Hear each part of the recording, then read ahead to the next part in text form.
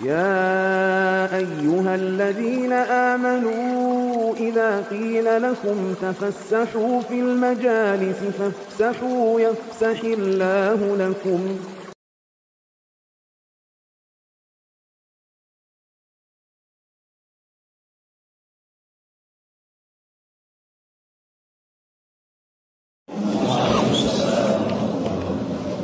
إن الحمد لله نحمده ونستعينه ونستغفره ونعوذ بالله من شرور أنفسنا وسيئات أعمالنا من يهده الله فلا مضل له ومن يضلل فلا هادي له وأشهد أن لا إله إلا الله وحده لا شريك له وأشهد أن محمدا عبده ورسوله يا أيها الذين آمنوا اتقوا الله حق تقاته ولا تموتن إلا وأنتم مسلمون يا أيها الناس اتقوا ربكم الذي خلقكم من نفس واحدة وخلق منها زوجها وبث منهما رجالا كثيرا ونساء واتقوا الله الذي تساءلون به والأرحام إن الله كان عليكم رقيبا يا أيها الذين آمنوا اتقوا الله وقولوا قولا سديدا يصلح لكم أعمالكم ويغفر لكم ذنوبكم ومن يطع الله ورسوله فقد فاز فوزا عظيما اعلموا فإن أصدق الحديث كتاب الله وخير الهدي هدي محمد صلى الله عليه وسلم وشر الأمور محدثاتها وكل محدثة بدعة وكل بدعة ضلالة وكل ضلالة في النار أما بعد. Sehat semuanya, Pak? Insyaallah pada kesempatan kali ini kita akan kembali melanjutkan pembahasan kita dari kitab Fawaidul Fawaid. Sebelumnya saya mau tanya dulu, ada yang kemarin sholat Jumat di sini ada berapa? 1, 2, 3, 4, 5, 6, 7 ya? Anda ingin menyampaikan ringkasan khutbah Jumat kemarin yang 7, nggak apa-apa diulang ya? Baik. Antum di sini juga 8, ada lagi? 8, 9, 10, 11 nambah. Coba ada berapa? Biar tidak terulang. Oh, cukup banyak. Baik. Biar yang lain dapat faedah dari apa yang kita bahas kemarin dalam khutbah Jumat, kita jadikan mukadimah sekilas saja. Dan yang lain tikrar dengan musyafar ya. Insyaallah pengulangan menancapkan kembali pemahaman yang sudah diberikan. Jadi kemarin dalam khutbah Jumat kita membahas tentang tema kita beri nama lembah semut. Lembah semut ini adalah satu kisah yang ada di dalam Al-Quran, di dalam surat An-Naml ayat ke-17 sampai ayat ke-19, yang mana surat ini diberi nama dengan surat An-Naml, surat semut. Jadi binatang kecil yang berwarna hitam itu mayoritasnya, ada juga yang merah ya.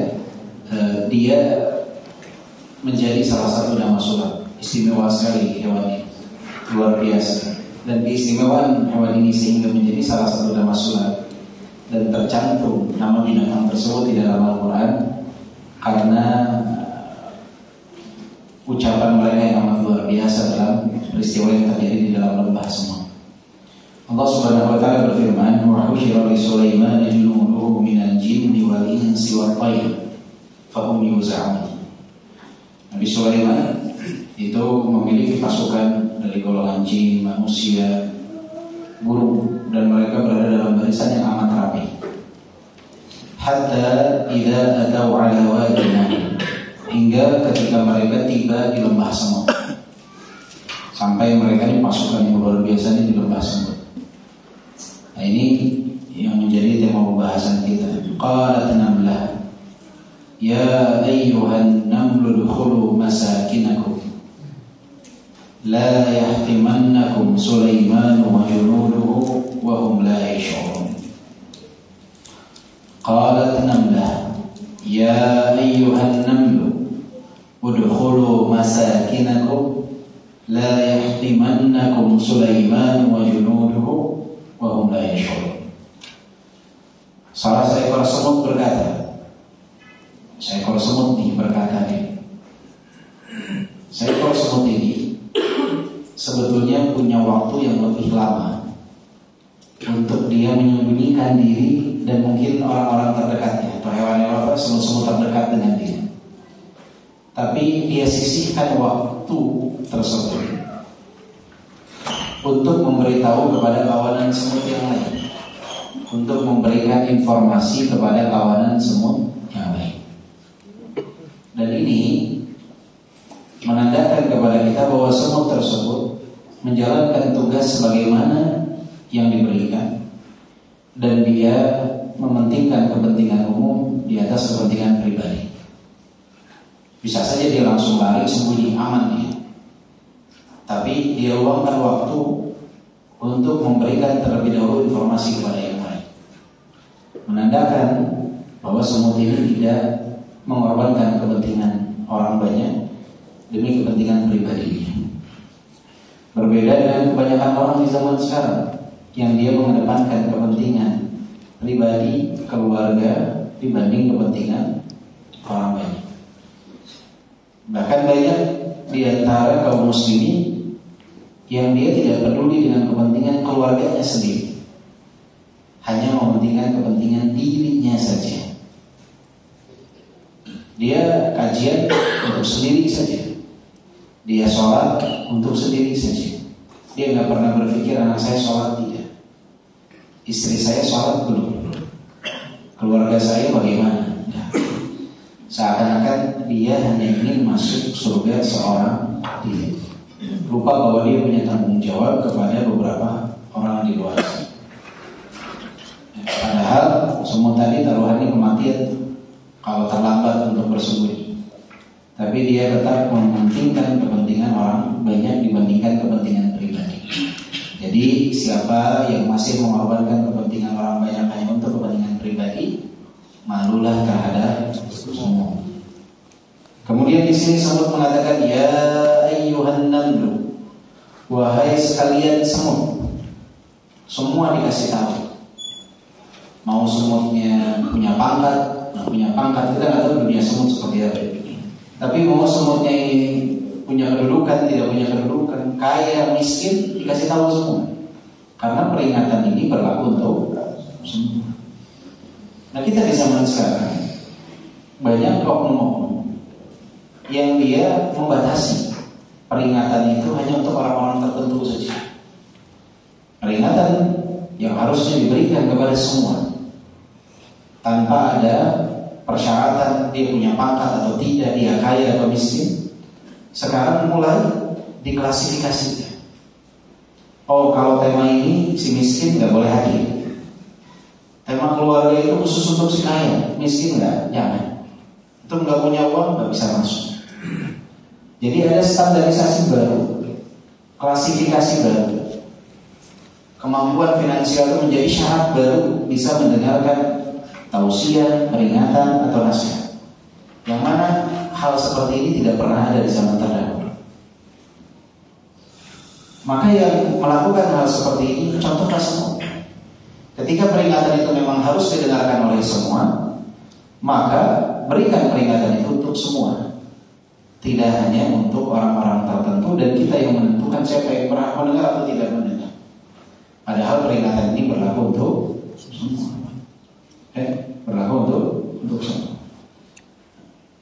Nah, ini sesuatu yang sangat disayangkan, karena kita kalah dengan semua. Kita klasifikasikan orang, siapa yang boleh mendengar, siapa yang tidak boleh mendengar.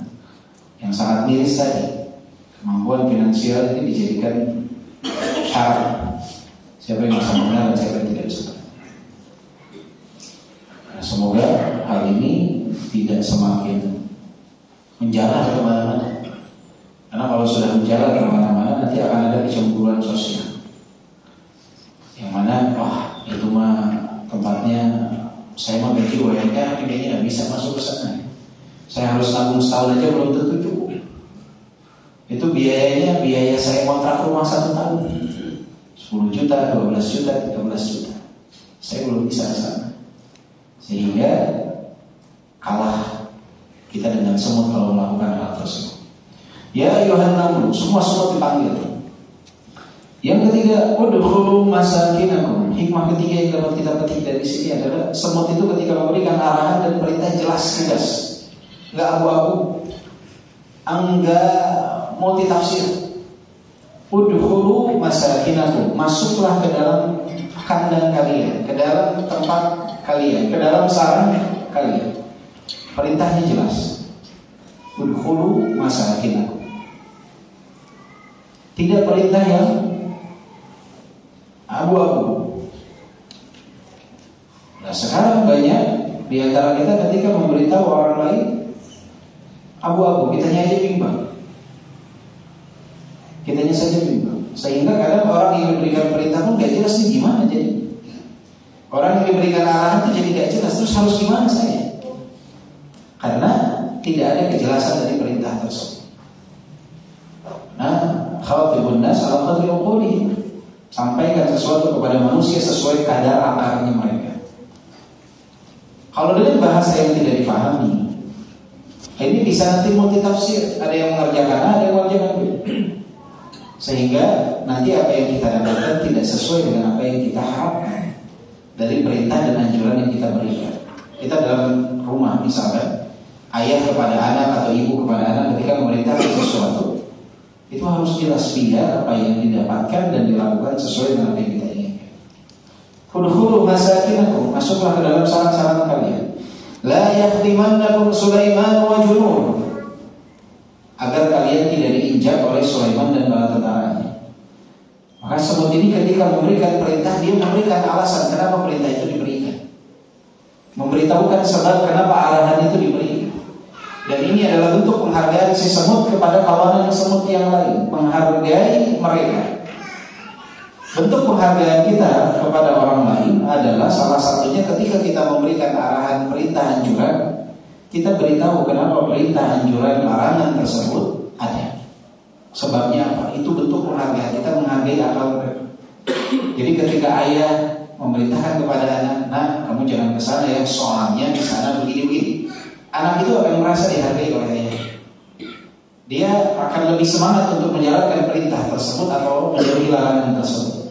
Karena apa? Karena dia diberitahu sebabnya apa. Beda dengan kebanyakan ayah zaman sekarang, dikatakan jangan ke sana. Kenapa? Pokoknya jangan saya ayah kamu saya perintahkan dulu.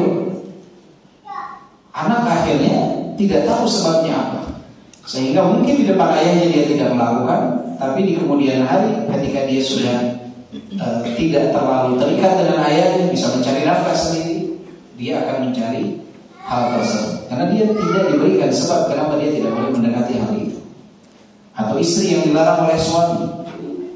Kadang banyak di antara saya kan, pokoknya saya suamimu dulu, nggak usah tanya-tanya, nggak usah banyak. Nah, bentuk penghargaan kita kepada istri adalah memberikan sebab dari apa yang kita perintahkan. Nah, kadang sebab ini bisa diberikan secara langsung atau mungkin memerlukan tempo untuk menjelaskan. Tetapi beritahukan agar mereka merasa dihargai. Bahkan dalam Al-Quran Allah ketika memerintahkan kita, wala taqrabuz zina, innahu kana fahishatan wa sa'a sabila. Jangan kalian dekati zina. Sebelum kita bertanya, Allah sudah beritahukan. Karena perbuatan zina ini adalah perbuatan yang keji dan jalan yang buruk. Diberikan sebab kenapa tidak boleh kita mendekati zina. Jadi ketika memerintah, mengajak, beritahukan sebab. Makan di sana, kita makan di sana ya. Kan orang tanya, kenapa? Oh di sana enak, oh di sana murah. Beritahukan sebabnya. Itu bentuk penghargaan kita kepada mereka. Dan yang kelima, wa hum la yash'urun. Jangan sampai kalian diinjak oleh Nabi Sulaiman dan bala tentaranya dan mereka tidak menyadari. Jadi si semut ini memberikan uzur kepada Nabi Sulaiman dan bala tentaranya. Wahai kawanan semut, jika kalian nanti diinjak, ingat itu bukan karena faktor kesengajaan. Husnudzon nih. Siapa? Semut kepada Sulaiman dan bala tentara. Husnudzon nih. Tidak berburuk sangka. Nah ini yang harus kita lakukan. Berbaik sangka kepada orang lain, kasih uzur jika ada sesuatu yang tidak sesuai dengan apa yang kita harapkan yang orang lain lakukan. Bisa jadi, bisa jadi, bisa jadi. Kalau nggak nemu sebab, anggaplah dia punya uzur yang tidak kita ketahui. Nah, saya sering berikan contoh itu kan, kalau kita telepon orang di licin sebenarnya, kasih uzur, bisa aja deh baterainya habis. Misalkan bisikin kita, enggak, tadi baru dicas ya depan kita. Nah, sinyalnya hilang. Setan bisikin lagi, masa di dalam kota singa ada hilang. Terus apa lagi? Kasih sebab. Mungkin dimainkan oleh anaknya sehingga terreject. Wah, anaknya lagi sama istrinya di rumah mertuanya, nggak mungkin. Cari sebab. Kalau udah gak nemu, katakan dalam diri kita bisa jadi dia punya sebab yang tidak kita tahu. Karena ya paling capek itu orang kalau hidup dengan kesuburan, capek. Jangankan orang berbuat sesuatu yang tidak menyenangkan, berbuat menyenangkan aja kita masih curiga. Jangankan dia nge-reject, itu kan sesuatu yang kurang menyenangkan di-reject. Ini kalau diangkat telepon aja, orang yang seudon itu gak bahagia. Saya telepon langsung diangkat, masih ada maunya nih orang. Langsung seudon dia. Jadi orang berbuat baik pun dia gak nyaman. Dia ada yang kasih hadiah misalkan, temannya kasih hadiah, ada maunya. Temannya baru assalamualaikum. Ini bentar lagi afwan nih. Jadi orang seudon itu gak akan bahagia. Karena perbuatan baik orang saja dia gak nyaman dengan perbuatan baik orang. Dia curiga dengan perbuatan baik orang. Beda dengan orang yang berhusnuzon, berbaik sangka, cari ujung. Itu orang berbuat baik dia senang. Orang berbuat baik dia nyaman. Makanya ada salah satu, lupa sahabat atau tabi'in, namanya lupa. Jadi dia itu dulunya kaya raya. Kemudian orang itu sering datang ke rumahnya. Ketika jatuh miskin, nggak ada lagi yang datang. Maka istrinya berkata, sungguh tidak ada yang lebih buruk daripada kawan-kawan. Di saat engkau kaya, mereka datang. Saat kau miskin, kau ditinggalkan. Nah, suaminya ini orang yang berhusnuzon. Kata dia apa? Enggak, justru teman-teman saya itu baik. Mereka datang saat mereka tahu saya dapat memuliakan mereka sebagai tamu. Dan mereka tidak datang ke rumah karena mereka tahu kondisi saya yang tidak dapat memuliakan mereka sebagai tamu. Mereka menghindar untuk datang. Bayangkan, sikap buruk teman-temannya saja bisa menjadi sesuatu yang positif di hadapan orang yang berhusnuzon. Tapi kalau mereka datang, mereka tahu di kondisi ekonomi kita nggak mungkin buat menjamu mereka. Maka mereka khawatir kita tidak dapat menjamu mereka dengan sebagaimana mestinya. Maka mereka menghindari kedatangannya, khawatir kita tidak bisa mengasih. Jadi istrinya berpikir negatif, suami yang berpikir positif. Dari mana pikiran positif ini? Dari berbaik sangka kepada orang lain. Coba kalau kita punya hal seperti ini, nikmat sekali. Berbaik sangka selalu kepada orang lain, maka perbuatan buruk orang pun akan terlihat baik. Ini kan perbuatan buruk ditinggalkan saat miskin, tapi terlihat baik karena dia berpikiran positif. Tapi beda dengan yang seudon, perbuatan baik pun akan terlihat buruk. Ya kan, orang datang ngapain? Masih ada maunya. Padahal orang ziarah, selalu dia berpikiran negatif. Maka itulah perbedaan orang yang selalu berpikiran positif dan berpikiran negatif. Yang berpikiran positif itu akan selalu bahagia, yang berpikiran negatif itu akan selalu tersiksa. Nah, itu tuh paling capek kalau punya pasangan hidup yang berpikiran selalu negatif. Akan lelah. Bapak-bapak nih kalau punya istri yang berpikirannya selalu suudon terus, itu akan lelah. Akan lelah sekali. Akan lelah sekali. Karena setiap apa yang Bapak lakukan akan dianggap pasti ada sesuatu di belakang. Pasti ada sesuatu di belakang. Atau istri yang punya suami yang selalu bersuudzon, itu akan tidak nyaman. Maka salah satu kriteria memilih pasangan itu, carilah yang selalu berpikiran positif. Tahu dari mana? Tahu dari mana? Tak tanya.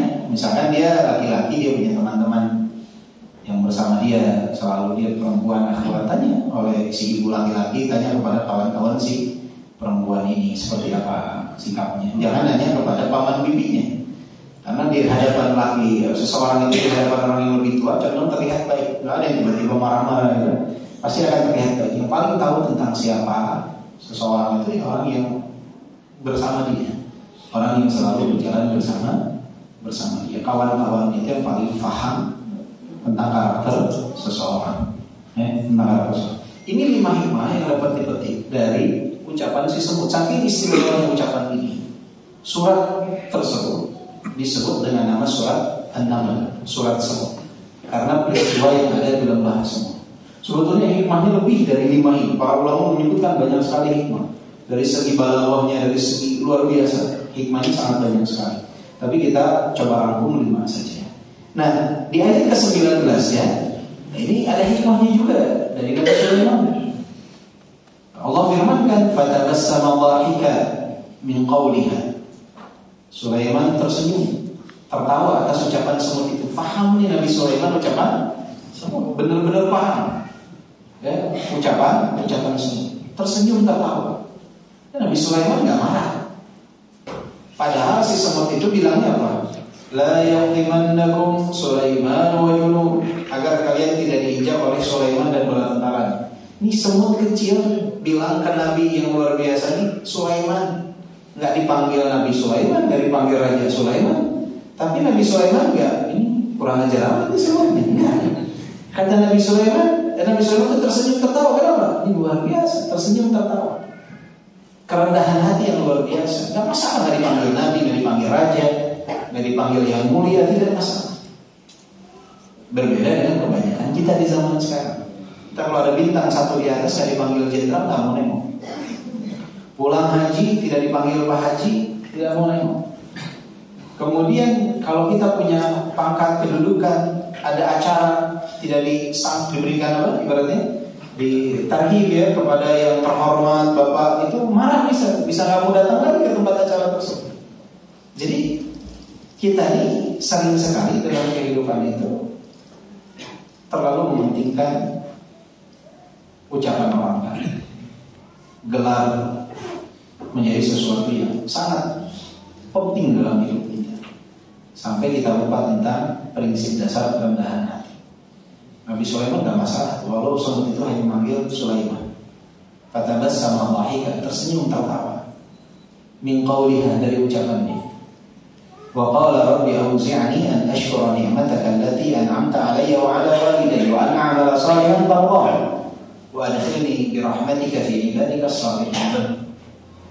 Ya Allah, jadikanlah aku hamba-Mu yang bersyukur atas nikmat yang Kau karuniakan kepadaku dan orang tua, dan karuniakanlah aku untuk dapat beramal saleh yang Kau ridhoi, dan masukkanlah aku dengan rahmat-Mu dalam golongan orang-orang yang beramal saleh.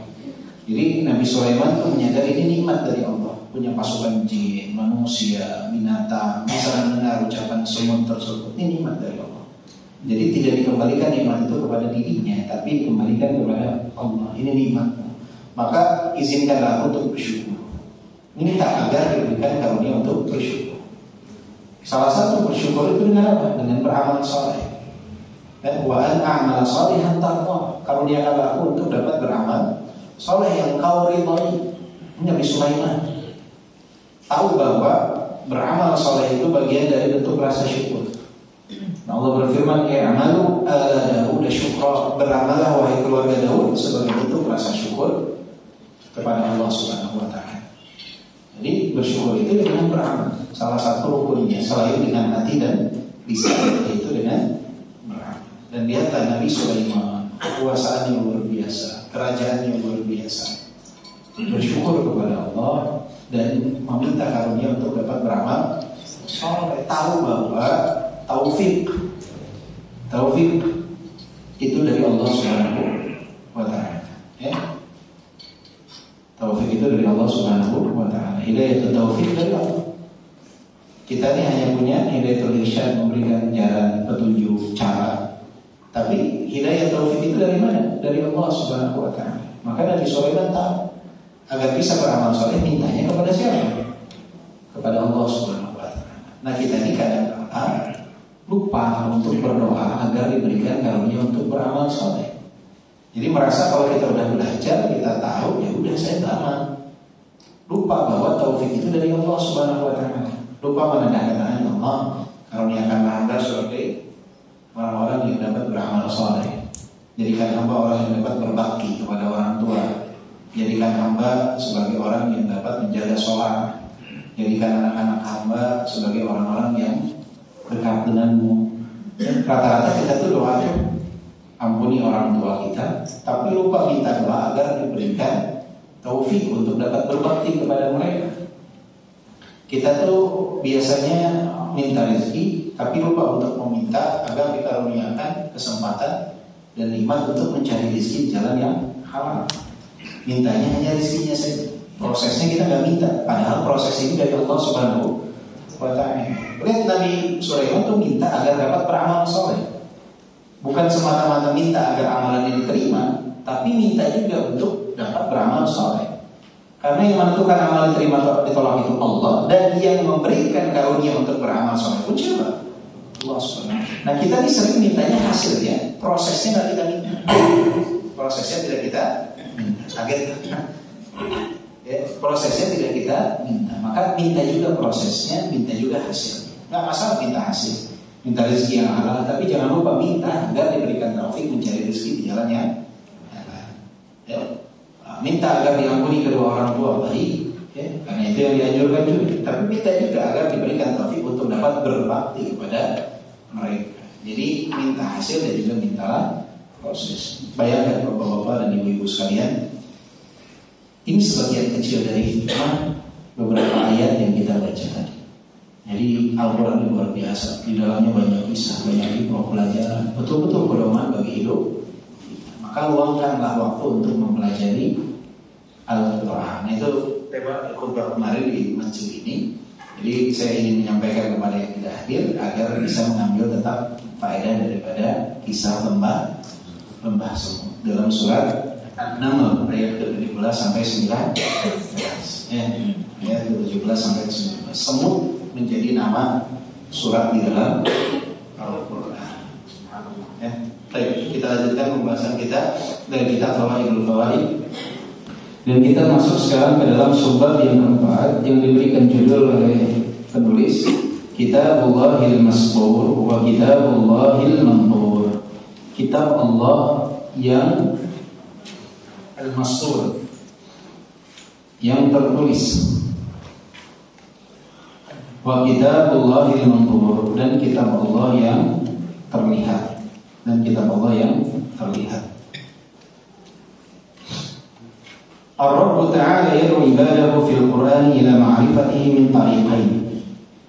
Ar-Rabb Allah Subhanahu wa Ta'ala mengajak hamba-hambanya di dalam Al-Quran untuk mengenal Allah dengan dua jalan.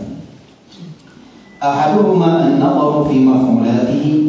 Yang pertama adalah melihat di dalam perkara-perkara yang menjadi ciptaan Allah Subhanahu wa Ta'ala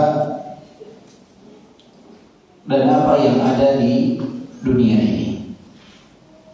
Wa tsani atafakkuru fi ayatihi wa tadabburuha, fatilka ayatuhu al-mashhuda wa hadhihi ayatuhu al-masmu'a al-ma'qula. Dan yang kedua adalah berfikir berkenaan dengan ayat-ayat Al-Quran maksudnya dan mentadabburi Al-Quran. Maka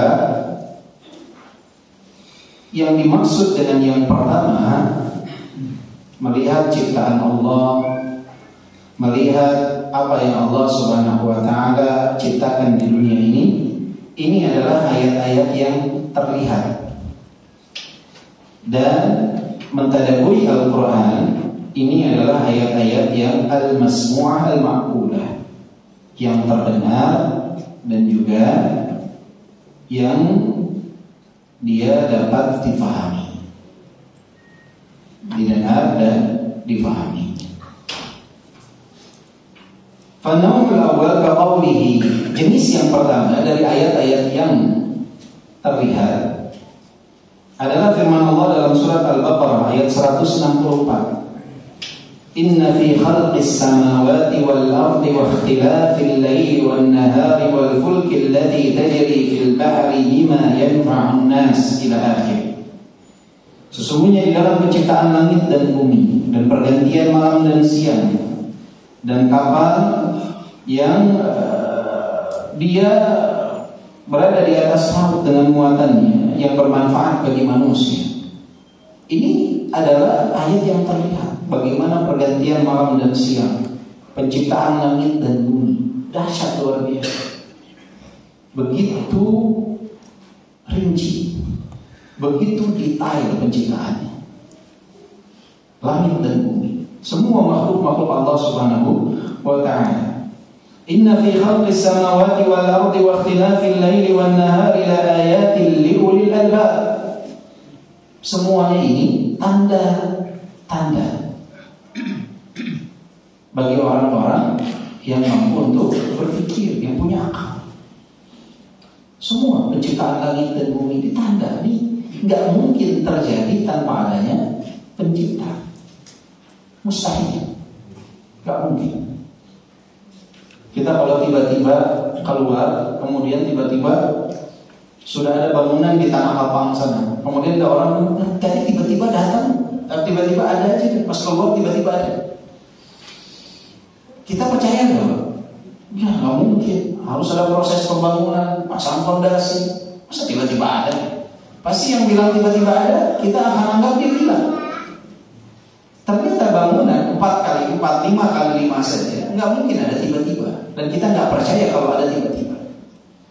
Lantas bagaimana ada orang yang percaya bahwasanya langit dan bumi dan segala isinya ini begitu saja tiba-tiba nggak ada yang menciptakan?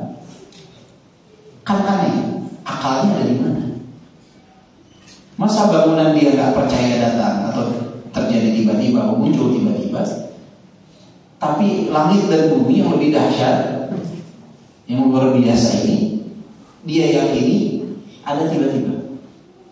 Ada sesuatu yang mengherankan bagi orang-orang yang ateis. Terus sekarang ada tren barunya itu nggak ateis, percaya Tuhan tapi tidak percaya agama, apa namanya itu? Agnostik ya, agnostik ya, betul. Percaya Tuhan tapi tidak percaya agama. Nah, ini lebih aneh lagi. Dia percaya ada yang menciptakan dia, tapi dia nggak mau tunduk ke aturan yang menciptakan dia. Lebih aneh lagi nih. Ya. Karena dia tadinya ketika tidak mempercaya adanya Tuhan, hujannya terlalu lemah, sehingga mereka ubah tuh. Percaya adanya Tuhan tapi tidak percaya adanya agama. Jadi mereka yakin nggak mungkin semua itu terjadi tiba-tiba, tapi mereka tidak mau beragama. Bukan tidak mau beragama, maksudnya tidak mau taat kepada aturan.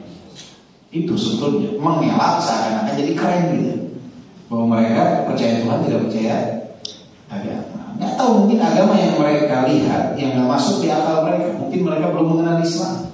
Kalau sudah mengenal Islam, mereka nggak akan mengeluarkan ucapan tersebut sebetulnya. Tapi inilah ternyata ada orang-orang yang menafikan adanya pencipta, padahal ayat-ayatnya itu amat jelas, tanda-tandanya itu amat jelas. Makanya kan pernah terjadi satu dialog antara orang yang ateis dan seorang muslim, sengaja datang terlambat dalam debat tersebut. Kemudian ketika ditanya kenapa engkau datang terlambat, jadi kadang subhanallah pertanyaan itu bisa menutup diskusi dalam satu waktu. Kenapa engkau datang terlambat? Tadi saya mau menyeberangi sungai, tapi tidak ada perahu. Tiba-tiba datang kayu, datang benang, jadilah seperahu. Akhirnya saya bisa nyebrang. Kata dia nggak mungkin. Sama. Kalau perahu aja nggak mungkin jadi tiba-tiba, apalagi langit dan bumi. Nggak mungkin kalau nggak ada yang menciptakan. Selesai debatnya. Selesai debatnya. Ya, debatnya selesai. Sama ketika ada yang berdebat dengan orang yang mengklaim dirinya tahu perkara gaib, tahu tentang masa depan. Ketika perdebatan akan dimulai, orang tersebut bertanya, saya punya syarat. Sebelum kita mulai debat, ada beberapa syarat yang ingin saya ajukan. Kemudian orang yang mengklaim mengetahui perkara gaib dan mengetahui tentang masa depan ini bertanya, syaratnya apa? Terus ada dia, lihat syarat saya saja dia nggak tahu. Terus menganggap bahwa dirinya tahu tentang perkara gaib. Selesai debat. Selesai. Di close langsung debat. Kenapa? Karena langsung dipatahkan argumentasi dia yang mengklaim tahu perkara. Maka lihatlah ayat-ayat Allah Subhanahu wa taala. Itu adalah ayat-ayat yang terlihat secara langsung oleh mata kita. Maka harus Masya Allah, tabarakallah. Lihat bagaimana pergantian siang dan malam, matahari, bulan. Luar biasa penciptaan manusia. Ini luar biasa. Wathani, sedangkan ayat-ayat yang tersurat adalah contohnya firman Allah dalam surat An-Nisa ayat ke-82, afala yatadabbaruna al-Qur'an. Al-Qur'an ini ada untuk ditadabburi, difahami maknanya, ditadabburi. Afalam yadabbarul Qur'an, afalam yadabbarul qaul dalam surat Al-Mu'minun ayat 68. Dan firman Allah dalam surat Shad ayat 29, kitabun anzalnahu ilaika mubarakun liyadabbaru ayati. Jadi mentadabburi Al-Qur'an, berusaha memahami makna daripada Al-Quran tersebut. Dan mentadabburi Al-Quran ini adalah jalan untuk mendapatkan hidayah. Syekhul Islam Ibnu Taimiyah pernah berkata, "Man tadabbara Al-Quran taliban al-huda minhu tabayyana lahu tariqal haqq." Siapa yang mentadabburi Al-Quran taliban al-huda minhu, menginginkan hidayah darinya, tabayyana lahu tariqal haqq, akan nampak jelas baginya jalan kebenaran. Jadi kalau ingin hidayah, baca Al-Quran, tadabburi Al-Quran, akan dapat jalan kebenaran. Masalahnya kita di zaman sekarang, Al-Quran ini tidak kita tadabburi, sebatas dijadikan bacaan dan ajang perlombaan. Tapi mentadabburinya, jarang yang mentadabburi. Berusaha memahami maknanya, jarang sekali. Oleh sebab itu banyak qurra, pembaca banyak, tapi yang memahami ayat-ayat yang dia baca minim, sangat sedikit. Hanya para salaf terdahulu itu tidak beralih dari hafalan berikutnya sampai mereka memahami dan mengamalkan ayat yang mereka hafalkan. Berbeda dengan kita di zaman sekarang. Patokan keberhasilan itu bukan dari pemahaman dan pengamalan, tapi semata pada hafalan. Bukan tidak baik, hafalan baik, luar biasa, istimewa, tetapi juga harus berfokus kepada pemahaman dan juga pengamalan. Makanya minimnya pemahaman dan pengamalan seringkali mencetak orang yang hafal tetapi dia jauh daripada Al-Quran itu sendiri. Dia hafal Quran, tapi dia jauh dari Al-Quran. Dan ini tidak sedikit yang seperti ini. Nah, tetapi yang terbaik bagaimana? Dia hafal, dia faham, dia amal, dia terbaik. Tapi yang paling utamanya tentunya adalah pemahaman dan pengamalan. Bukan sebatas hafalan. Bukan sebatas hafalan. Maka kadang kita suka lihat ini lulusan dari salah satu pondok pesantren 1000, tapi yang mengamalkan, yang setelah dia hafal nih, hufal ada 1000 orang. Kalau dilihat dalam kehidupan mereka, yang mengamalkan apa yang mereka hafalkan itu sangat minim jumlah. Maka tadabburilah Al-Quran, pahami, amalkan, dan berusaha untuk menghafal. Jangan, berarti saya udah tadabburi saja, saya nggak usah hafalin. Berusaha untuk hafalkan ayat demi ayat, itu mengandung keberkahan. Fa'amal maf'ulan fa'innaha dalatun 'ala al-af'al. Ciptaan itu, apa yang ada itu menandakan adanya proses penciptaan. Ada yang Allah Subhanahu wa ta'ala lakukan untuk jadinya ciptaan tersebut. Wal af'al dalatun 'ala sifat. Dan hal itu menunjukkan kepada sifat. Fa innal maf'ul yadullu 'ala fa'ili fa'ilihi. Adanya ciptaan itu menandakan adanya yang menciptakan. Ada ciptaan berarti menandakan adanya yang menciptakan. Ada yang melakukan sesuatu untuk terciptanya hal tersebut. Ada yang melakukan sesuatu untuk terciptanya ciptaan tersebut. Wa dzalika yastalzimu wujudahu wa qudratahu wa masyiatahu wa ilmahu. Dan ini mengharuskan ketika kita tahu ini ada ciptaan, berarti ada yang menciptakan. Berarti yang menciptakan ini menandakan adanya keberadaannya. Kemudian qudrahnya, kemampuannya, wa masyiatahu, kehendaknya, wa ilmahu, dan ilmunya. Coba kita pahami dalam ruang lingkup yang lebih kecil ya. Kita lihat di rumah nih, tiba-tiba bapak pagi dari sholat subuh ke rumah, ada teh, sudah ada teh di meja. Berarti bapak yakin pasti ini ada yang membuat teh. Yang buat teh ini, yang membuat teh ini, ada nggak berarti orangnya? Ada. Ada yang buat berarti ada orang. Nggak mungkin ada yang buat nggak ada orang. Ya, ada yang buat pasti ada orang yang membuat. Kemudian juga mampu dia untuk membuat teh berarti. Kemudian dia membuat itu atas kehendaknya tidak? Iya, kalau dia nggak mau membuat dia. Kemudian dia buat teh, dia punya ilmunya nggak untuk membuat teh itu? Punya. Nggak mungkin dia buat teh nggak punya ilmunya. Salah nanti dia masukkan antara gula dan garam, antara kopi dan teh. Ya, dia tahu ilmunya. Jadi setiap ada sesuatu itu menandakan apa? Ada yang menciptakan, kemampuan, kehendak, dan juga ilmunya. Listihalati suduril fi'l ikhtiyari min ma'lumin aw mawjudin la qudrata lahu wa la hayata wa la ilma wa la irada. Karena mustahil ada sesuatu yang terjadi karena pilihan dari yang tidak ada, tiba-tiba ada, tanpa adanya kemampuan, tanpa adanya kehidupan, tanpa adanya ilmu, dan tanpa adanya kehendak berusaha. Sesuatu ikhtiar karena pilihan ada, tapi tanpa disertai adanya orang yang membuatnya, tidak juga ilmunya, tidak juga kemampuannya, tidak juga kehendaknya, itu nggak mungkin. Nggak mungkin ada. Coba sekarang teh ini tiba-tiba jadi, nggak ada yang buat. Mungkin nggak? Nggak mungkin.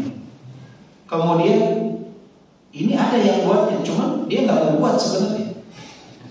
Dia nggak mau buat. Terus gimana bisa jadi kalau dia nggak mau? Pasti sesuatu yang karena pilihan dia, karena kemauan dia. Mampu kan dia buat? Mampu, ada di situ, berarti mampu dia buat apa? Buat teh. Kalau nggak mampu, jadi nggak tehnya? Tidak akan jadi, kan gagal ya. Ada ilmunya dia buat, berarti ada pengetahuan dia tentang buat. Bayangkan Bapak Ibu sekalian, dari teh saja syarat-syarat tersebut harus terpenuhi untuk pembuatan teh. Apalagi penciptaan alam semesta ini. Maka di saat kita lihat alam semesta yang luar biasa, lihat matahari, lihat bulan, lihat pergantian malam dan siang, kita yakini ada yang menciptakan. Dan ada yang menciptakan ini pasti atas kehendaknya, keinginannya, kemampuannya, dan juga ilmu, mencakup segala hal. Jadi ketika melihat ayat-ayat tanda kekuasaan Allah Subhanahu wa Ta'ala yang terlihat, itu harus kita pahami bahwa ciptaan ini menandakan adanya pencipta, dan pencipta ini menandakan adanya sifat-sifat dari pencipta itu. Di antaranya adalah ilmu, iradah, masyiah, dan lain sebagainya. Dan lain sebagainya.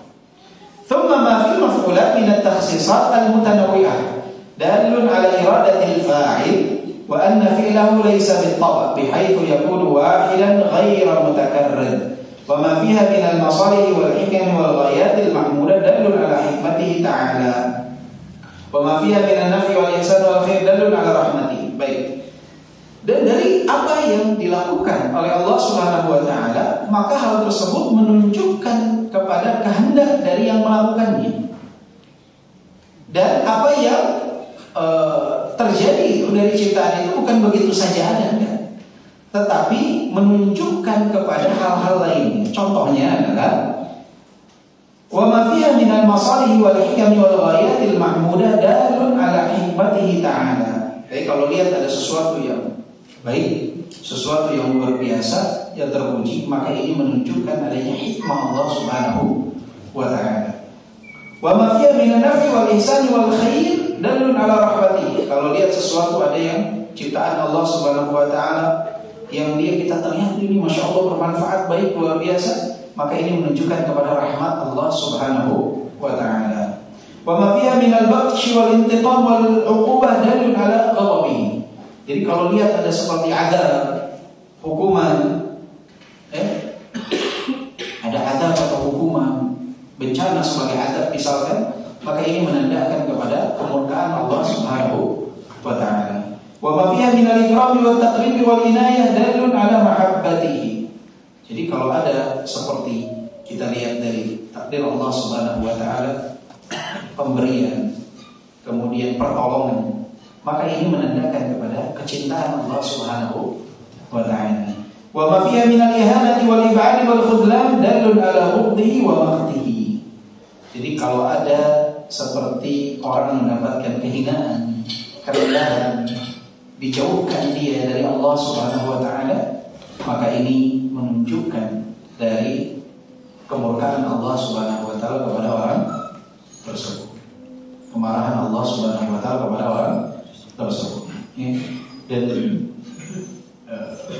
kerendahan seseorang itu yang paling harus kita sedihkan itu di saat kita dijauhkan oleh Allah Subhanahu wa taala dari ketaatan kepada Allah dan didekatkan dengan kemaksiatan kepada Allah Subhanahu wa taala. Ini adalah bentuk kerendahan dan kehinaan seseorang.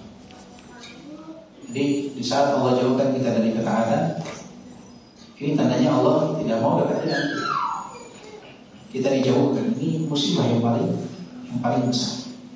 Saat seseorang jauh daripada ketaatan. Wa ma fiha min ibtida'i syai' fi ghayati an-naqs wa ad-dha'f thumma sawqihi ila tamamihi wa nihayatihi dalilun ala wuqu'il ma'ad. Jadi sesuatu yang tadinya tidak ada, penuh dengan kekurangan, penuh dengan kelemahan, kemudian menjadi sempurna, kemudian berakhir. Kembali manusia tidak ada, muncul dewasa jadi kuat, tadinya lemah, kemudian setelah kuat berangsur dia menjadi lemah dan hingga akhirnya ini menandakan apa? Dalil ala wuqu'il ma'ad. Ini menunjukkan akan adanya hari kebangkitan, akan adanya hari kiamat. Wa ma fiha min ahwalin nabat wal hayawan wa tasrifil miyah dalilun ala imkanil ma'ad. Wa ma fiha min zuhuri athari rahmah wa ni'mah ala khalqihi dalilun ala sihhatin nabawat. Wa ma fiha min al-kamalat allati law hudimat كانت ناقصة دليل أن معطي تلك الكمالات أحق بها فمفعولاته من أدل شيء على صفاته وصدق ما أخبرت به رسوله عنه. Jadi semua apa yang Allah Subhanahu wa taala ciptakan itu menandakan kepada sifat Allah Subhanahu wa taala, dan semakin sempurnanya satu penciptaan itu menandakan bahwa kesempurnaan ini adalah milik zat yang mencipta. Jadi segala sesuatu itu dari apa yang Allah ciptakan menandakan kepada sifat Allah Subhanahu wa ta'ala, menandakan sifat Allah Subhanahu wa ta'ala. Maka apapun yang kita lihat dan kita saksikan dari ciptaan Allah Subhanahu wa ta'ala, yakinlah di sana ada yang menciptakan. Dan yang menciptakan takdir tersebut, yang menciptakan benda tersebut, yang menciptakan semuanya dari ciptaan itu menandakan kepada sifat-sifat zat yang menciptakan. Makanya sifat Allah itu amat banyak, karena setiap apa yang diciptakan itu menunjukkan kepada sifat. Ya. Ketika Allah turunkan azab, ini berarti Allah Subhanahu wa ta'ala murka. Maka Allah turunkan azab menunjukkan sifat tersebut. Ketika seseorang mendapatkan karunia, perlindungan dari Allah, ini menandakan Allah memiliki sifat rahmatnya. Di saat seseorang, jadi semua apa yang kita saksikan dari takdir Allah Subhanahu wa ta'ala, dari ciptaan Allah Subhanahu wa ta'ala, semua menunjukkan kepada zat Allah Subhanahu wa ta'ala.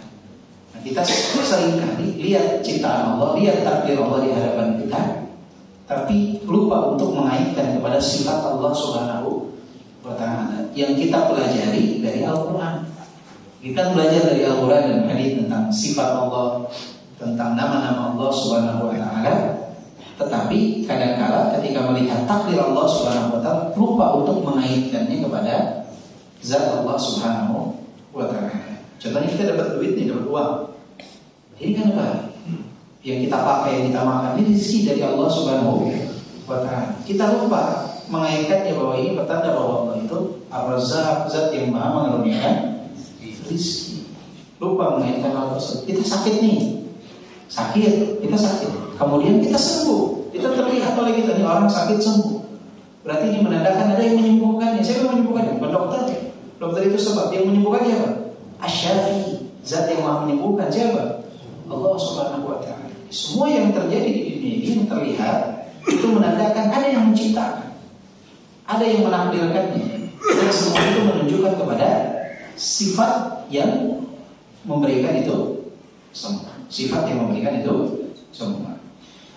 Fal masnu'atu syahidatun tusaddiq al-ayatil masnu'at munabbihatun 'ala al-istidlal bi ayatil masnu'at. Qala ta'ala sanurihim ayatina fil afaqi wa fi anfusihim hatta yatabayyana lahum annahu al-haqq. Ay anna al-Qur'ana haqqun fa akhbara annahu la budda an yuriyahum min ayatihi al-mashhudah ma yubayyin lahum anna ayatihi al-matlu'.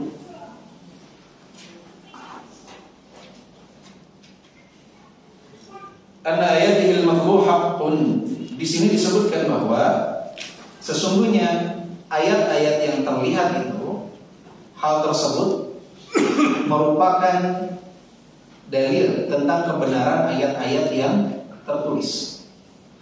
Jadi ketika kita melihat ayat-ayat yang terlihat dari penciptaan, dari takdir Allah Subhanahu wa Ta'ala, ini menunjukkan kebenaran daripada ayat Al-Quran. Jadi Allah Subhanahu wa Ta'ala di dalam surat Fussilat ayat ke-53, sanurihim ayatina fil afaqi wa fi anfusihim hatta yatabayyana lahum annahu haqq. Apa artinya di situ? Coba dibaca.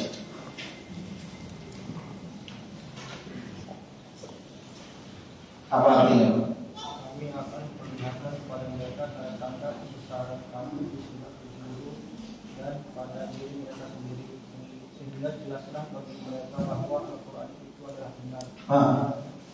Jadi Allah Subhanahu wa Ta'ala akan menunjukkan segala sesuatu di alam semesta ini dan di diri kita sendiri. Hatta yatabayyana lahum annahu haq, sehingga jelas bagi kita Al-Quran ini benar. Jadi ayat-ayat yang terlihat itu adalah hujah bahwasanya ayat-ayat yang tertulis di Al-Quran itu benar. Semakin meyakinkan kita, oh betul. Jadi berkaitan antara ayat yang terlihat dengan ayat yang tersurat atau tertulis. Antara ayat-ayat yang terlihat dengan Al-Quran itu berkaitan. Itu menjadi hujjah. Dan ini salah satu ayat yang disebutkan. Sanurihim ayatina fil afaqi wa fi anfusihim hatta yatabayyana lahum annahu. Dalam surat Fussilat ayat 53. Sampai kita paham, oh betul ini Al-Quran. Al-Quran ini betul. Yang tadi saya lihat, kita sebutkan bahwa kita pelajari ayat asma dan sifat Allah Subhanahu wa Ta'ala. Dalam hidup, oh iya ini menandakan hal tersebut. Oh iya ini menandakan hal itu. Oh ini menandakan hal itu.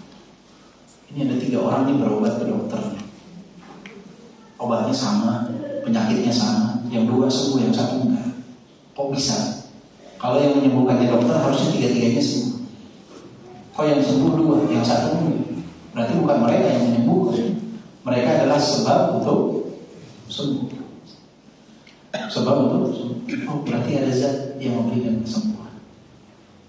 Asy-Syafi, oh betul dalam Al-Quran yang menyembuhkan itu adalah Allah, bukan yang kita ketahui dari sebagian orang menganggap dokter lah yang menyembuhkan. Oh ternyata dokter ini hanyalah sebab. Jadi ayat yang terlihat itu menjadi semakin kita yakin atas ayat yang kita baca dari Al-Quran yang kita baca. Thumma akhbara bi kifayati syahadatihi ala sihhati khabari bima aqama min ad-dalail wal barahin ala sidqi rasulih. Fa ayatuhu shahidatun bi sidqihi wa huwa shahidun bi sidqi rasulih bi ayatihi fa huwa shahid wal mashhud wa huwa ad-dalil wal madlul alayhi fa huwa ad-dalil bi nafsihi ala nafsihi. Kama qala ba'dul 'arifin, kaifa atlubu ad-dalila ala man huwa dalilun li ala kulli syai'in fa ayyu dalilin talabtuhu alaihi fa wujuduhu adhhar minhu. Jadi ayat Allah Subhanahu wa taala yang terlihat ini bukti tentang kebenaran Allah Subhanahu wa taala. Dan ini pun merupakan bukti tentang kebenaran Rasul Allah Subhanahu wa taala. Jadi semua itu adalah bukti yang dapat dibuktikan. Bukti sekaligus yang dibuktikan. Bahkan disebutkan kaifa atlubu dalil ala man huwa dalilun li ala kulli syai'. Bagaimana aku mencari bukti kebenaran Allah sedangkan Allah sendiri adalah bukti atas segala sesuatu. Fa ayyu dalilin talabtuhu alaihi fa wujuduhu adhhar minhu. Bukti apapun yang aku cari pasti lebih jelas daripada bukti itu sendiri. Pusing apa? Paham? Bagaimana aku mencari bukti kebenaran Allah sedangkan Allah sendiri adalah bukti atas segala sesuatu. Apapun yang aku cari dari eksistensi Allah Subhanahu wa taala pastinya lebih jelas daripada bukti itu sendiri. Ini kita mencari bukti tentang keberadaan Allah Subhanahu wa taala. Padahal Allah itu sendiri adalah bukti atas segala sesuatu. Bukti atas segala sesuatu. Bukti apapun yang aku cari eksis pasti lebih jelas daripada bukti itu sendiri. Sudah paham belum? Sudah paham belum? Kita coba rinci ya. Kita kan kadang pengen mencari bukti tentang kebenaran Allah Subhanahu wa taala. Padahal adanya Allah Subhanahu wa taala ini adalah bukti untuk segala. Adanya Allah Subhanahu wa taala adalah bukti untuk segala. Apa ya ringkasnya ini lebih mudahnya?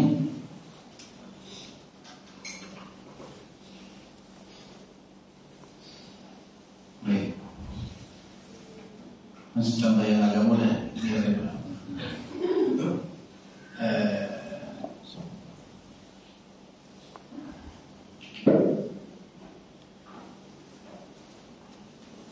Ada yang kasih saran? Apa contohnya? Bukti keberadaan kita. Keberadaan diri kita adalah bukti adanya Allah. Ya. Ini yang mau anak kaitkannya dengan Allah sendiri adalah bukti atas segala sesuatu.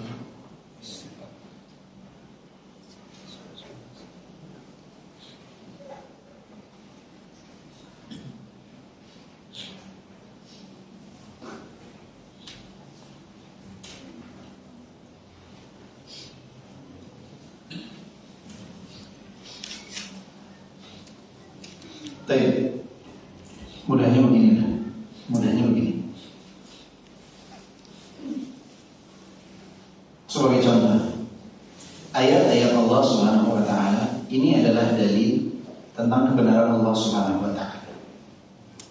Tentang kebenaran Allah Subhanahu wa taala. Kita melihat ayat-ayat yang melihat alam semesta. Kita lihat ayat semesta tersebut, ini adalah dalil adanya zat yang menciptakan. Bukti adanya zat yang menciptakan. Bukti adanya zat yang menciptakan. Kemudian Allah Subhanahu wa taala ini juga menjadi saksi, menjadi bukti tentang kebenaran Rasulullah sallallahu alaihi wasallam dengan ayat-ayat Allah Subhanahu wa taala yang Nabi sallallahu alaihi wasallam sampaikan. Jadi dalil yang terlihat adalah bukti atas dalil yang tersurat, dan dalil yang tersurat ini juga adalah bukti akan dalil yang terlihat. Apa yang terlihat? Ini dalil tentang kebenaran yang tersurat. Dan yang tersurat itu sendiri Al-Quran ini adalah dalil bagi apa yang terlihat. Jadi dua-duanya ini pada hakikatnya saling menjadi dalil satu sama lain. Contohnya, kita selalu ditanyakan, apa dalilnya Allah Subhanahu wa taala menciptakan segalanya, maka kita katakan Allah Subhanahu wa taala berfirman apa?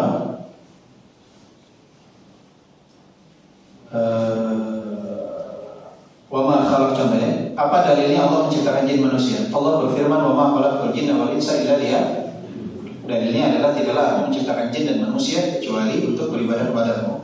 Ini adalah dalil bahwa yang menciptakan jin dan manusia adalah siapa? Allah Subhanahu wa taala. Ini dalil yang tersurat menjadi dalil dari yang terlihat. Kebalikannya, dalil yang terlihat juga menjadi kebenaran dalil yang tersurat. Ketika kita lihat ada jin, ada manusia, kalau bisa lihat jin gitu ya. Kita lihat ada manusia, ini dalil berarti ada zat yang menciptakan manusia. Maka zat yang menciptakan manusia ini tidak lain dan tidak bukan adalah zat yang maha segalanya. Maka dalil yang tersirat menjadi bukti kebenaran dalil yang terlihat, dan dalil yang terlihat menjadi bukti kebenaran dalil yang tersirat. Jadi keduanya pada hakikatnya saling menjadi apa? Saling menjadi bukti, saling menjadi dalil kebenaran satu sama lain. Makanya di sini dikatakan bagaimana kaifa atlubud dalil man huwa dalilun li ala kulli syai'. Bagaimana aku mencari bukti kebenaran Allah sedangkan Allah sendiri adalah bukti atas segala sesuatu. Allah ini adalah bukti atas segala sesuatu. Ya, zat Allah Subhanahu wa taala menciptakan segala. Allah Subhanahu wa taala menciptakan segala. Ya, sudah jadi bukti atas segala sesuatu. Allah mampu menciptakan langit dan bumi, Allah pasti akan mampu menciptakan apa? Surga dan neraka. Allah Subhanahu wa taala mampu menghidupkan kita, mampu mematikan kita. Allah pasti mampu untuk membangkitkan kita kembali. Jadi kemahakesaan Allah ini adalah dalil bahwa semuanya itu mampu Allah untuk lakukan. Jadi Allah adalah dalil untuk segala sesuatu yang tersebut dalam Al-Quran. Jadi ketika kita melihat satu bukti dari ayat Allah, kita sadar kemahamampuan Allah melakukan segala sesuatu. Maka kemahamampuan Allah ini adalah dalil bahwa semua yang Allah ceritakan tentang nanti kelak di hari kiamat ada kebangkitan, manusia akan dihisab akan seperti ini, udah gak perlu lagi kita ragukan. Karena zat yang maha menciptakan segalanya pasti maha mampu untuk melakukan segalanya. Jadi di satu sisi apa yang kita lihat, apa yang terlihat ini dalil akan adanya Allah, di sisi lain juga adanya Allah ini dalil akan segala hal yang disebutkan kepada kita tentang kehidupan saat ini atau kehidupan setelah kematian. Makanya Allah Subhanahu wa taala berfirman dalam surat Ibrahim ayat 10, "Afillahi syak." Apakah ada keraguan pada zat Allah Subhanahu wa taala? Enggak ada. Harusnya seseorang enggak ragu tentang hal tersebut. Jadi kita mencari dalil. Bagaimana aku mencari bukti kebenaran Allah sedangkan Allah sendiri adalah bukti atas segala sesuatu. Subhanallah saling berkaitan di antara kedua. Seseorang tuh ketika dia lihat ciptaan, wah, Masya Allah sempurna semua ciptaan. Ada zat yang menciptakan siapa? Allah Subhanahu wa taala. Nanti kelak, ketika dia ceritakan nanti akan ada hari kebangkitan, yaumul ba'ats, akan ada hisab, akan ada padang mahsyar, manusia ke surga dan neraka. Jadi harus nggak usah ragu lagi. Karena semua yang dikisahkan ini, semua yang diceritakan ini pasti akan dengan mudah dapat diciptakan. Karena apa? Allah Subhanahu wa taala kita telah mengenal merupakan zat yang telah menciptakan kita, yang maha mampu melakukan segala dalil atas hal tersebut. Jadi ayat Allah menjadi dalil atas keberadaan Allah, dan Allah Subhanahu wa taala menjadi dalil juga akan kebenaran apa yang ada di ayat-ayat yang disampaikan. Paham nggak di sini? Udah mulai nyambung? Boleh. Mungkin di kemarin saya dengar kajian Ustaz Firanda tentang tafsir Al-Baqarah 5926 tentang Uzair yang negeri yang hancur. Berkata bagaimana Allah akan mengembalikan ini semua. Kemudian dia matikan 100 tahun. Lalu Allah menghidupkan kembali dia dengan menciptakan matanya, lalu apa yang terjadi di tubuhnya dan di keledainya. Dan itu sekarang kan terbukti sama kedokteran. Kita bisa lihat anatomi manusia satu persatu bisa dipilah-pilah organnya. Di 260-nya Nabi Ibrahim untuk menegaskan kepada Allah bahwa saya lebih mempercayai dengan bagaimana Allah menghidupkan yang telah mati. Nah, disuruh sama Allah ambil 4 burung sebar, cincang-cincang disebar, kemudian bersatu. Jazakallah. Ya, betul. Itu adalah bukti kemahakuasaan Allah Subhanahu wa ta'ala. Jadi Allah Subhanahu wa ta'ala bisa dengan mudah menghidupkan ketika di dunia ini. Maka setelah kematian, hari kebangkitan bukan sesuatu lagi yang perlu dilakukan. Jadi Allah Maha mampu melakukan segalanya. Allah Maha mampu menciptakan segalanya. Maka itu adalah dalil tentang kemahabenaran Allah Subhanahu wa ta'ala. Jadi harusnya seseorang ketika cukup melihat satu saja dari ayat kekuasaan Allah, dia nggak akan ragu kepada Allah Subhanahu wa ta'ala. Jadi aneh kalau dia yakin Allah yang menciptakan dia, itu kemudian dia ragu akan adanya hari kebangkitan. Aneh. Sesuatu yang nggak masuk akal. Karena ada sebagian orang seperti itu, dia yakin Allah menciptakan dia, tapi dia ragu akan ada hari hisab, hari perhitungan. Padahal yang disebutkan Al-Quran ini adalah dalil. Yang tadi saya bilang, yang terlihat ini adalah dalil untuk yang tersurat adalah dalil untuk yang terlihat. Harusnya ketika kita melihat yang terlihat, ada penciptaan manusia, kita yakin kan ada zat yang menciptakannya. Ini pertanda kebenaran apa? Al-Quran. Allah berfirman, "Ma khalaqtul jinna wal insa illa liya'budun." Jadi yang menciptakan manusia ini siapa? Allah Subhanahu wa ta'ala. Harusnya ketika kita yakin hal tersebut, kita nggak boleh ragu lagi terhadap Al-Quran. Apa yang disampaikan ini adalah dalil yang jelas. Allah Maha mampu untuk melakukan segala. Allah Maha mampu untuk melakukan segala. Jadi dia saling berkaitan. Sehingga apa yang belum kita lihat, jangan sampai kita ragu, padahal sudah tercantum di dalam Al-Quran. Kan apa yang kita terlihat ini dalil bahwa Al-Quran ini benar. Maka apa yang belum terlihat tapi tercantum di dalam Al-Quran, kita nggak boleh ragu, karena ini adalah dalil dari apa yang belum terlihat. Yang terlihat adalah penguat dari apa yang tercantum dalam Al-Quran sebagai dalil, dan apa yang belum tercatat, apa yang belum terlihat oleh kita di dalam Al-Quran sudah disebutkan, kita harusnya tidak ada keraguan di dalamnya. Maka ini saling berkaitan antara dalil yang terlihat dengan dalil yang tersurat. Paham nggak poin ini? Paham ya?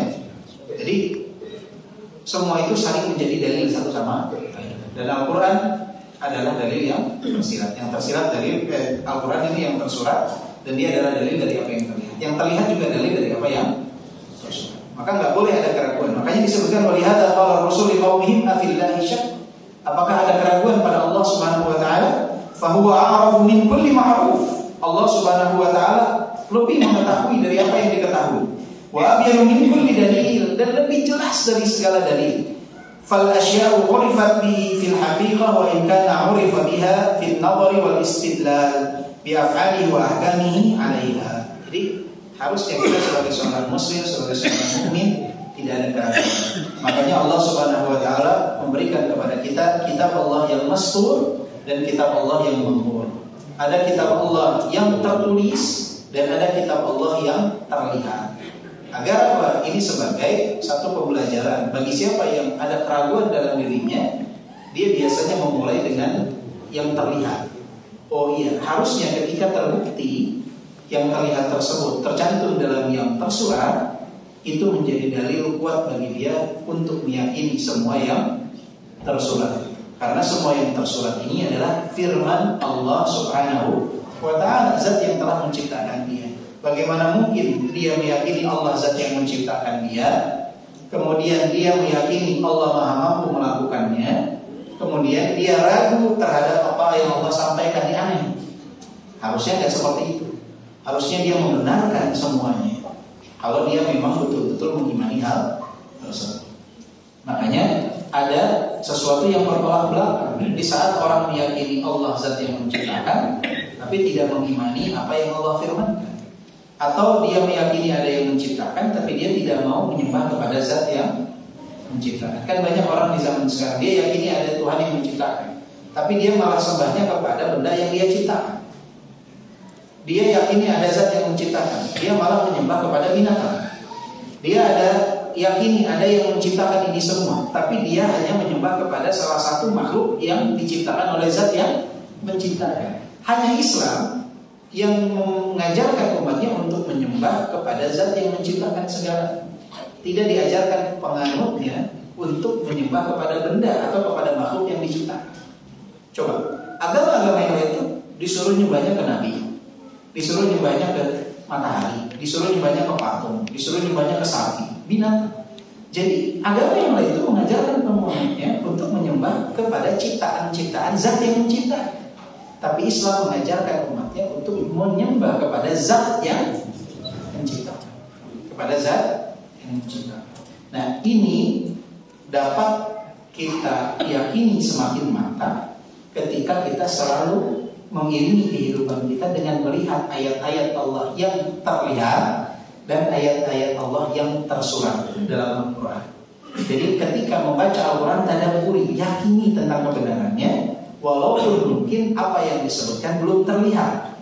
Karena semua yang terlihat itu menunjukkan kebenaran yang tersurat. Jadi ada di dalam Al-Quran surga neraka. Antum udah pernah lihat surga? Belum. Udah pernah lihat neraka? Belum. Kenapa antum imani? Karena kita beriman kepada Allah, beriman kepada Nabi. Apa yang Allah firmankan pasti benar, dan apa yang Nabi sabdakan pasti benar. Maka kita mengimani itu semua. Kenapa? Karena ayat yang terlihat oleh kita sudah cukup menjadi bukti tentang kebenaran Al-Quran. Oleh sebab itu Allah berfirman di dalam ayat ini apa? Sanurihim ayatina fil afaqi wa fi anfusihim hatta yatabayyana lahum annahu al-haq. Akan ditunjukkan dari segalanya di alam semesta, bahkan dari diri kita sendiri. Ini adalah bukti tentang kebenaran Al-Quran. Apakah semuanya sudah terlihat dari Al-Quran ini? Ada sesuatu yang masih ghaib dalam pandangan kita, belum terlihat. Belum terlihat. Tapi kita meyakini hal tersebut. Mengapa? Karena saling berkaitan, satu sama lain menjadi. Jadi harusnya kita nggak ragu lagi. Karena semua yang terlihat menjadi dalil kebenaran yang tersurat. Maka apapun yang belum terlihat kita harus imani. Kenapa? Karena semua yang terlihat ini menunjukkan kebenaran yang tersurat. Maka apa yang tersurat yang belum terlihat oleh kita nggak boleh ada keraguan di dalam. Dan Allah pun bertanya kepada para malaikat tentang hal tersebut. Mereka menyembahmu, apakah mereka sudah melihatku secara langsung? Belum. Kenapa kita menyembah Allah? Karena kita meyakini kebenaran Allah Subhanahu wa Ta'ala. Bagaimana kita tahu kebenaran Allah? Kita lihat dari ayat-ayat tanda kekuasaan Allah. Dan itu menjadi bukti tentang kebenaran Al-Quran. Makanya kita menyembah Allah. Ketika Allah bertanya kepada malaikat dalam hadis tersebut, disebutkan oleh Nabi Muhammad, apakah mereka meminta surga? Apakah sudah melihat surga? Kata malaikat, belum ya Allah. Mereka belum pernah melihat surga. Kita belum pernah melihat surga. Meminta perlindungan dari neraka. Kata Allah, apakah mereka sudah melihat neraka? Belum. Kita belum melihat neraka. Kata malaikat, belum ya. Belum melihat surga, belum melihat neraka. Tapi kenapa begitu ingin masuk surga, begitu ingin masuk neraka? Karena kita membenarkan seluruh ayat yang tertulis. Karena sebagian yang terlihat sudah cukup menjadi bukti. Apa yang tertulis itu semuanya benar. Maka ini saling menjadi dalil satu sama lain. Jadi nggak perlu sebetulnya menjadi dalil, semua adalah apa yang kita lihat ini sudah cukup menjadi bukti. Apa yang tertulis itu semuanya adalah benar. Maka iringi terus antara yang terlihat dengan yang tersurat, dan itu tidak akan kontradiktif, tidak akan bertolak belakang. Karena apa yang terlihat semua ciptaan yang menciptakannya Allah dalam Al-Quran semuanya adalah firman Allah. Jadi nggak mungkin bertolak belakang. Kalau bertolak belakang itu kita yang perlu pemahaman lebih dalam. Mungkin kita salah memahami, tapi itu tidak mungkin bertolak belakang. Karena yang terlihat ini merupakan segala sesuatu yang dibuat oleh Allah Subhanahu wa Ta'ala, yang diciptakan oleh Allah, yang ditakdirkan oleh Allah, dan yang tersurat adalah semua yang Allah Subhanahu wa Ta'ala firmankan. Dan Allah Maha sempurna, tidak mungkin ucapannya bertolak belakang dengan perbuatannya. Beda dengan kita manusia, maha banyak kekurangan kita nih. Kadang apa yang kita tulis dengan yang kita ucapkan berbeda, apa yang kita ucapkan dengan yang kita perbuat berbeda. Tapi kita sedang berbicara tentang Allah Jalla Jalaluhu, Zat yang Maha sempurna. Apa yang Allah ciptakan itu sesuai dengan apa yang Allah ucapkan, Allah firman. Tidak mungkin bertolak belakang. Maka kalau suatu saat kita lihat ada yang terlihat, ternyata ini kok beda nih dengan yang tersurat, bukan beda, cuman pemahaman kita yang belum memahami ayat yang tersurat tersebut dengan benar. Makanya dalam memahami ayat yang tersurat ini nggak bisa mengandalkan hanya kemampuan terbatas kita. Di sanalah kenapa para ulama menganjurkan kita membaca buku-buku tafsir. Agar apa? Agar kita dapat memahami Al-Quran ini dengan benar. Karena kalau kita salah memahami ayat yang tersurat ini, kita akan error. Karena kita akan tidak mendapatkan apa? Kesesuaian antara yang tersurat dengan yang terlihat. Bukan karena tidak sesuai, tapi karena pemahaman minim kita tentang ayat yang tersurat. Oleh sebab itu tidak bisa sembarangan. Harus kembali kepada tafsir para ulama yang memahami tentang ayat-ayat yang tersurat. Apalagi ayat-ayat yang mutasyabihat, ayat-ayat yang tidak mudah dipahami oleh mayoritas umat, yang mana perlu pengkajian secara mendalam. Maka inilah alat atau keterkaitan antara ayat yang terlihat dengan ayat yang tersurat. Semua adalah bukti tentang kemahabesaran Allah Subhanahu wa ta'ala. Jadi Al-Quran adalah bukti tentang kemahabesaran Allah. Begitupun ayat yang terlihat bukti tentang kemahabesaran Allah Subhanahu wa ta'ala.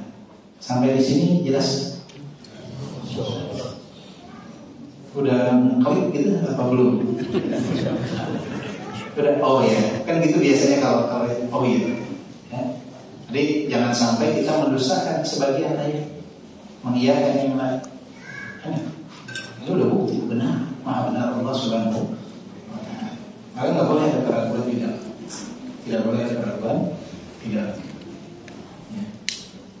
Ini lewat jauh. Subhanallah.